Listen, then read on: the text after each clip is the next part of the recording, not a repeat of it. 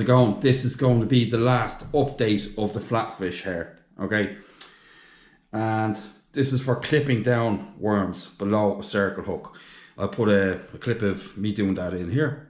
You get lots of tension in the snood line, i.e. hook line, and the bait needle itself, making sure that the small hook up here, or that hook if you're using J hooks, doesn't pop out. And you slide your bait over, gently work it down over the knot. That's it. Push the rest of the bait up and over, there you're done. That's how easy it is. And you put the worm over the top of the hook. Dunsky. That's it. Boom. Take the other one from the top and you work that down beside us there. Both of the bait clips, these old hooks, should point the same way so they don't become entangled in anything else. Okay, you get the picture now. So now you can see how this works. And now I'm going to show you how to make it.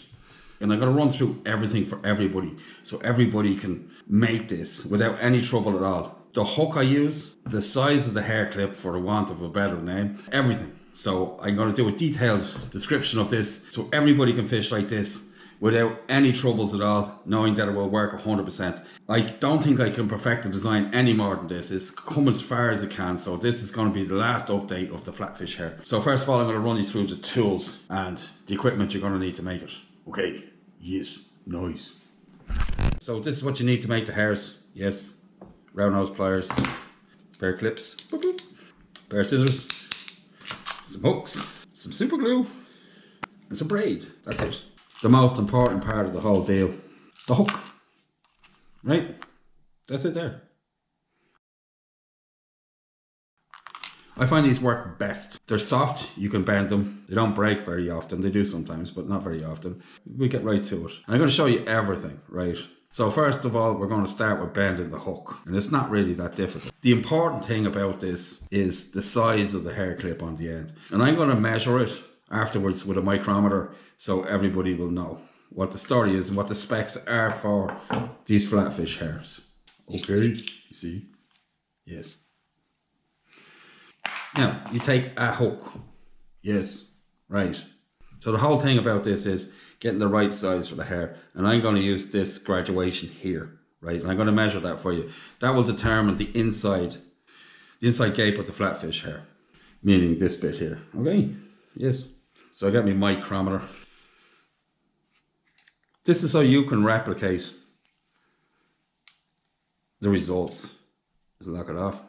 So it's just 5 mil, that's it. So if you have around those pliers, yep, you'll have to do it all the way up there, depending. Anyway, I'm going to make 2 today. One with this and one with this, just so everybody can have a lash at it there. You get these off Ali, right? Jeweller's looping pliers. You get these anywhere, in particular, just round nose pliers. They're generally good, but the problem is with them, they're tapered. The great thing about these is they're not. So it gives you a greater accuracy when you're making stuff. That's it. Apart from that, you'll get on along fine with it. 5 mil is going to be. Right, so we're going to make the first one then. Yes, so we're going to take the hook there like that, right? Okay, I hope you can see that now. You don't want it too long and you don't want it too short, right? So then I just get it and I just bend it around. That's it. All the way past itself. Okay? Then you get it and you straighten it up a little bit. That's it. Okay? Then you get your clippers. You don't want to cut it up here. You want a little bit of a tail on it so that it'll stay on the bait clip. Okay, so I'm just going to clip that now. I'm holding 2 pieces now. There you go. That's it there. And you can see that it's pointed in a little bit. Okay, so it won't hook up on in the fish. I'll put it on my finger. Okay, you can get some idea of what the size is. Just make sure the graduation you use is 5 mil and you'll get this at the end of it. As simple as that. Just bend it around far enough. Now I'm going to make it with the normal round nose pliers. So it's exactly the same as before, but now I'm all the way up here. Right? That's it. Exactly the same. Then just bend it past itself there. Okay? A little bit more. There we go. Okay. Yes. Straighten out a bit. I mean, it doesn't have to be exact. This is what I find works best. So let me clip it off. That's it there. Point it in a little bit so it doesn't hook the fish. I like to rub these down with a file afterwards, just to get rid of any sharp edges. I mean, if we're trying to take care of the fish, we should take care of the fish. So that's it there. So now on to the making of the hair. You get your 100-pound braid, you put it through the eye of your hair clip. Now, what I use for this is just 2 overhand knots. So if you just put one in it, you can see it slips, okay? That's it. So you have to put 2 in it and then tighten it down. And then it won't move. And especially when you put super glue on it, it will definitely not move. Ever, ever, ever, never, never. Pull it down. Now it's tight. Make sure it's really tight. Pull it till it stops moving. You might want to put something around your hand if you don't have tough skin. That's it there. You take your scissors. A little bit of the tag end is okay. That's it there. Then you take it and you tie it onto your circle. You could use a J-hook as well, I suppose. It just won't work as well. And so that goes on exactly the same way as that. The important thing here to remember, because this is for worms, right? This has to be shorter than your bait. Okay, so the bait rides up onto this and covers it, right? And this will stop the bait from sliding off as well. If you got really big worms, you leave it longer. If you got small worms, you make it smaller. Just another overhand knot. I use the overhand knots because they don't change the size. When you use a fishing knot and when you tighten it, it gets longer. But with the overhand knots, it is the size it is. It stops where it is, bar a couple of millimeter. That's it. So you put the locking one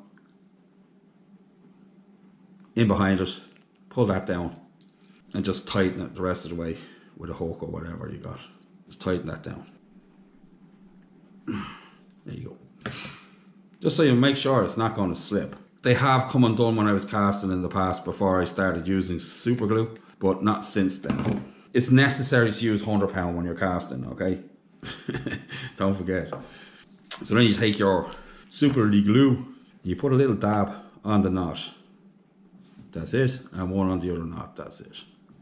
Now you can either just give that a rub with your finger so it doesn't stick to anything else, and then it will dry much quicker than if you just leave it like that. It will take 5, 6, maybe longer minutes for it to dry unless you give it a touch with your fingers, but that's up to you. There it is there. I'm going to put it on the micrometer so you can get an exact measurement of what's going on here. So this is it here. There you go. For this one here, that's a good general size, that is, for a flatfish. That's 2.5 centimeters from the bend of the hook to the end of the hair clip. Okay, that's it. So I hope this comes in useful. I hope you find it easy to make. I hope it saves some fish's life and you some trouble as well. We're everywhere in the world. Remember, I'll see you on the beach. Bye.